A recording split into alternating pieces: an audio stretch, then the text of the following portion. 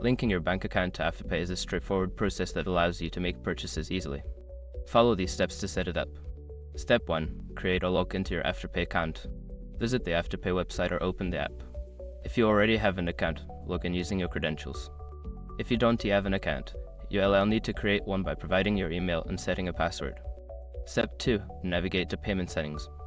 Once logged in, go to your account settings. Look for the Payment Settings or Payment Methods section where you can manage your linked accounts. Step 3. Select Link Bank Account. In the Payment Settings, find the option to link a bank account. Click on this option to begin the linking process. Step 4. Enter your bank details. You will be prompted to enter your bank account information, including your account number and routing number. Make sure to double-check the details for accuracy. Step 5. Confirm and save. After entering your bank details, review the information and confirm it. Save the changes to complete the linking process. You may receive a confirmation email or notification.